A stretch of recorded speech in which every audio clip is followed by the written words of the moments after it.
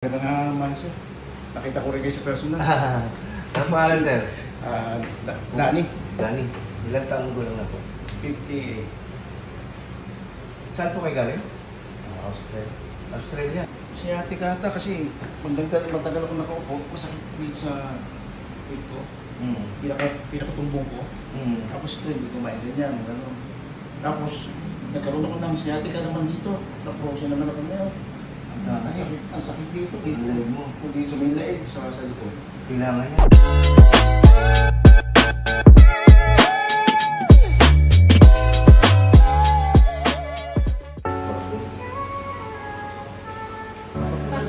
Yeah.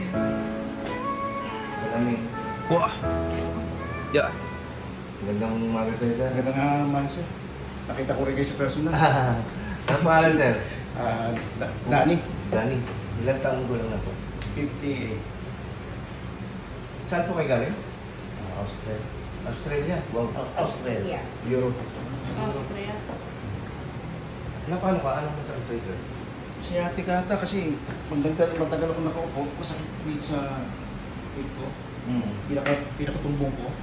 Tapos ito, hindi ko maintindihan. Gano'n. Tapos, nagkaroon ako ng sciatica naman dito. Na-frozen naman ako ngayon. Ang sakit dito. Laig mo. Hindi sa may laig, sa likod. Kailangan niya. May session niya. Gano'n na katagal yan sir? Siguro, mga 4 months. 4 months. Na paano to? Sir, ano yan, nung bata pa ako, na-operation yun. Nabakalan. Hindi, Opera lang. okay naman. Kinahit yung buto. Kinain. Pero na-okay naman. Okay. Ano yung pag-drive ko ngayon papunta rito? Sakit to. Parang mainit. Masakit talaga siya. Yung pinakatumbong ko. Pero pag tumingin naman ako, okay na. Pero pag nakaupo ko matagal sa nagdadrive ako. Ang sakit. Saka ito, unang sasakit dito eh. Tapos dito. Ito eh, hindi na mainag. Mainit. Nandiyan na lang. Ganyan lang. Dapat Yes. Baluktot na baluktot siya. Nag-angatan pala yung buto mo, kaya Pagpalitin mo nga sila ko na sir. para maganda panood siya. Oo. Lagi ko ito pinanood paggabi eh. Ako pag nakauwi ako. Sa taas mo.